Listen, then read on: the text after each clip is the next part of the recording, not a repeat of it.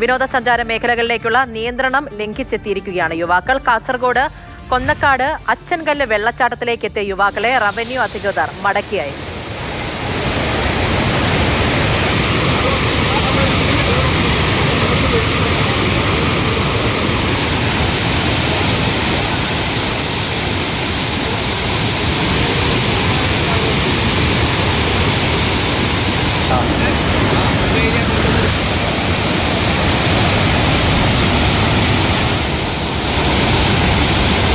സാരംഗ് സുരേഷ് വിവരങ്ങളുമായി ചേരുന്നുണ്ട്. സാരംഗ്, ചിലരിങ്ങനെയാണ്, എത്ര നിർദ്ദേശമുണ്ടെന്ന് പറഞ്ഞാലും കാലാവസ്ഥ എങ്ങനെയൊക്കെ മാറിയെന്ന് പറഞ്ഞാലും ഇങ്ങനെ വിലക്കൊക്കെ ഉണ്ടെന്ന് പറഞ്ഞാലും അതെല്ലാം ലംഘിച്ചെത്തും. കാരണം അവർ വൈബ് എന്നൊക്കെയുള്ള പേരിൽ എത്തുകയാണെന്നുണ്ടെങ്കിലും അപകടമാണ് എന്ന് അറിയാത്തവരല്ല.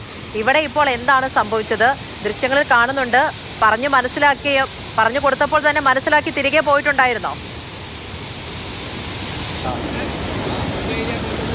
പൂജ, അതുതന്നെയാണ്. ഇക്കഴിഞ്ഞ ദിവസം ഇന്നലെ വൈകിട്ട് 3:30 ഉരുൾപൊട്ടലുണ്ടായ തയ്യേനിയിൽ നിന്ന് ഏതാനും ചില കിലോമീറ്ററുകൾ മാറിയുള്ള മേഖലയാണ് അച്ചൻകല്ല് വെള്ളച്ചാട്ടം. അതോടൊപ്പം തന്നെ തൊട്ടരികിലെ തന്നെ മറ്റൊരു വെള്ളച്ചാട്ടം കൂടിയുണ്ട്, കൊട്ടച്ചേരി വെള്ളച്ചാട്ടം. ഈ രണ്ട് മേഖലകളിലേക്കും വലിയ രീതിയിൽ തന്നെ കനത്ത മഴയുടെ ഭാഗമായി തന്നെ മലവെള്ളപ്പാച്ചിലുണ്ടാകുന്ന ദൃശ്യങ്ങളടക്കം നമ്മൾ ഇന്നലെ വൈകിട്ടോടുകൂടി തന്നെ പ്രേക്ഷകരിലേക്ക് എത്തിച്ചതാണ്.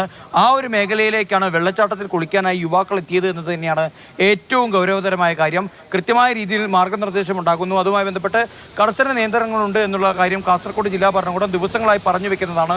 ജില്ലയിലെ ട്രക്കിംഗ് പോയിന്റുകളടക്കം പരിപൂർണമായി അടച്ചുപൂട്ടുന്ന കാഴ്ച നമ്മൾ കണ്ടതാണ്. എന്നാലും അതൊന്നും മനസ്സിലാക്കാത്ത ചില യുവാക്കൾ അവിടെ എത്തുന്നു. അവധി ദിവസത്തിന്റെ ആലസ്യം ആഘോഷമാക്കി മാറ്റാനുള്ള തയ്യാറെടുപ്പിലാണ് അവരവിടെ എത്തുന്നത്. എന്നാൽ നാട്ടുകാരുടെ ഭാഗത്ത് നിന്ന് കൃത്യമായ ഇടപെടൽ ഉണ്ടായതോട് കൂടി വില്ലേജ് ഓഫീസർ അടക്കമുള്ള റവന്യൂ ഉദ്യോഗസ്ഥർ അവിടെ എത്തി അവരെ ശകാരിച്ച് ഓടിക്കുകയായിരുന്നു. ആദ്യഘട്ടത്തിൽ തന്നെ ഈ യുവാക്കൾ അവിടെ നിന്ന് മടങ്ങിപ്പോകാൻ തയ്യാറായിരുന്നില്ല. പിന്നീട് ഏറെ ബലം പ്രയോഗിച്ച് സംസാരിച്ച് മനസ്സിലാക്കിയതിനു ശേഷമാണ് അവിടെ നിന്ന് യുവാക്കളെ